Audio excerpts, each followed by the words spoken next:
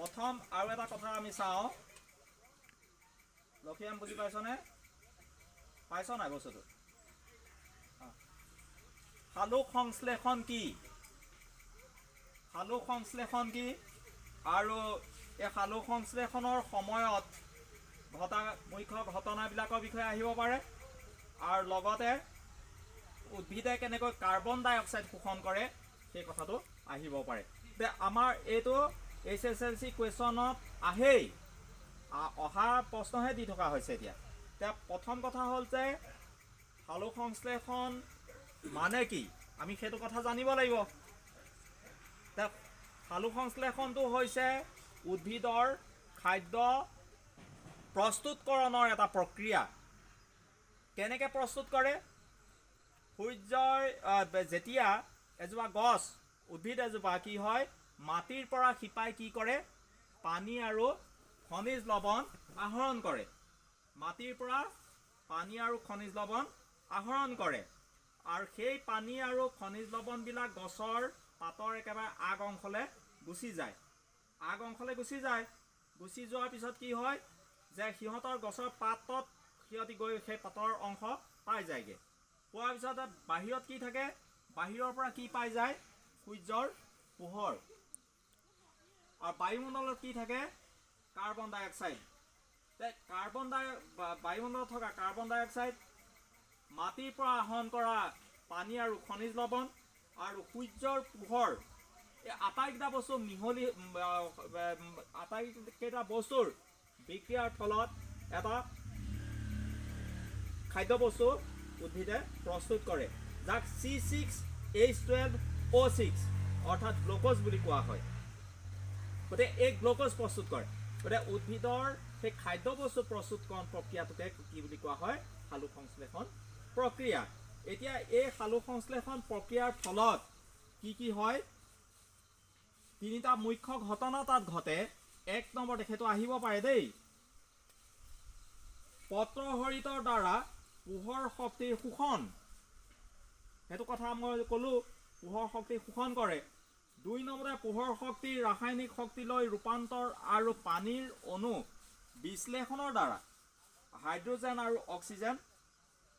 কি কৰে উৎপাদন দুই নম্বৰতে সেইটো কৰে আৰু তিনি নম্বৰতে কি কৰে কাৰ্বন ডাই অক্সাইড কাৰ্বহাইড্ৰেটলৈ বিভাজন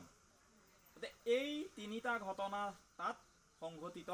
হয় এতিয়া আমাৰ সালোক সংশ্লেষণৰ ওপৰত পোনপটীয়াকৈ প্ৰশ্ন নাহিলেও আপকীয়াকৈ যিয়েই নাহক কথা কিন্তু মূল কথা এইখিনি গতিকে এই কথাখিনিৰ ওপৰতে ভিত্তি কৰি আমি প্ৰশ্নৰ উত্তৰ আমি লিখিম আৰু এটা ইম্পৰ্টেণ্ট কুৱেশ্যন হয়তো আহিব পাৰে আমাৰ যে মানুহৰ হৃদপিণ্ডৰ এটা চিহ্নিত চিত্ৰ হৃদপিণ্ডৰ চিহ্নিত চিত্ৰটো যদি আহে তেতিয়াহ'লে আমি তাক আঁকিবলৈ মানে ৰেডি হৈ যাব লাগিব তাৰপিছতে আমাৰ আহিলে আমাৰ শৰীৰত থকা চাহ কণাবিধৰ নাম কি আৰু ইয়াৰ অৰ্থ উল্লেখ কৰা এইবিলাক আচলতে সব মই যিখিনি কথা কৈ আছোঁ সেইখিনি গোটেই HSLC কুৱেশ্যন আমাৰ পেপাৰত পোৱা যায় সেইকাৰণে সেইখিনি বাছি নিৰ্বাচন কৰি পেলাই দিয়া হৈছে আৰু তাৰ উত্তৰটো হৈছে হিমোগ্লোবিন আৰু ইয়াৰ অৰ্থ হ'ল তেজত অক্সিজেনৰ পৰিবহণ কৰা তেজত অক্সিজেন পৰিবহণ কৰা যিটো ঘটনা মানে দেই তাৰপিছতে আমাৰ আৰু এটা দৰকাৰী প্ৰশ্ন আহে যে মানুহৰ শৰীৰত হৃদপিণ্ডৰ কাৰ্যাৱলীসমূহ তাৰ হৃদপিণ্ডৰ যিখিনি কাম সেই কামখিনি আমি থুলমূলকৈ কিন্তু জানি লৈ বৰ দীঘলীয়াকৈ হয়তো কুৱেশ্যনটো নাহিলেও তাৰ যিমান নম্বৰ ঠাই সেই উপযুক্ত নম্বৰ মতে আমি তাক আমি উপস্থাপন কৰিব লাগিব আৰু এটা আমাৰ অতি প্ৰয়োজনীয় প্ৰশ্ন আহিয়ে থাকে পৰীক্ষাত গতিকে সেইটো হৈছে নিউৰন যাক স্নায়ুকোষ বুলি কোৱা হয় এই স্নায়ুকোষ বা নিউৰনৰ এটা চিত্ৰ অংকন কৰা বুলি হয়তো আহিব পাৰে গতিকে সেইটো আমি ৰেডি হৈ থাকোঁ তাৰ উপৰিও এই নিউৰনৰ বা স্নায়ুকোষৰ যিখিনি কাৰ্যাৱলী কেনেকৈ কৰে কামখিনি কেনেকৈ কৰে সেইখিনি আমি থুলমূলকৈ জানি যাব লাগিব তেতিয়াহে আমি কিন্তু আচলতে পৰীক্ষাত লিখিবগৈ পাৰিম তাৰপিছত আৰু এটা অতি গুৰুত্বপূৰ্ণ আমাৰ প্ৰশ্ন প্ৰায় আহি থাকে, সেইটো হৈছে আমাৰ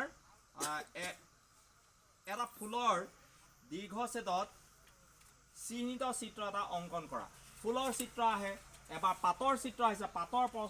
চিত্ৰ অংকন কৰিবলৈ আহিছে, ছেট চিত্ৰ বুলি কয়। গতিকে এনেধৰণৰ প্ৰশ্নবিলাক আমাৰ আহিব। গতিকে এই ধৰণৰ প্ৰশ্ন যেতিয়াই আহিব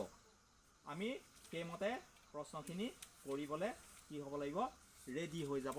লাগিব। এতিয়া আমি অহা কালিলৈ ৰাতিপুৱা যাব লাগিব। গতিকে গৈ পেলাই পৰীক্ষা ইতিমধ্যে আমাৰ প্ৰায় অন্তিম ক্ষণত আমি উপনীত হৈছোঁ। প্ৰত্যেকগৰাকী ছাত্ৰ ছাত্ৰীকে আমি যেনেধৰণে আশা কৰিছোঁ, আমাৰ যি আশা, সেই আশা যাতে আমাৰ পূৰণ হয়, সেইটোৱেই আমাৰ লক্ষ্য। যাৰ কাৰণে মই বা আমাৰ বাকী শিক্ষকসকলেও তোমালোকক এনেধৰণে চেষ্টা কৰি আহিছে যে এটা ভাল ৰিজাল্ট হওক, স্কুলখনৰ ঘিলাধাৰী উচ্চতৰ মাধ্যমিক বিদ্যালয়ৰ যাতে সুনাম পূৰ্বৰ দৰে অটুট থাকক, তাৰ আশা কৰি পেলাই আমি এনেধৰণে তোমালোকক এক্সট্ৰা ক্লাছ কৰিছোঁ। এক্সট্ৰাকৈ আমি পাঠদান কাৰ্যসূচী তোমালোকক চলাই গৈছোঁ। গতিকে এই এনেধৰণৰ কুৱেশ্যনখিনি কৰি আমি তাৰ পৰা কি কৰিম, যে এটা যাতে পৰীক্ষাত লিখিব পৰা এটা অৱস্থা আমি ৰেডি হৈ যাব পাৰোঁ, তাৰে আমি আশা কৰি তোমালোকক আজি এই পাঠ বিজ্ঞানৰ হেৰিখিনি সামৰিছোঁ আৰু কালিলৈ কাৰণে শুভেচ্ছা জ্ঞাপন কৰিছোঁ দেই।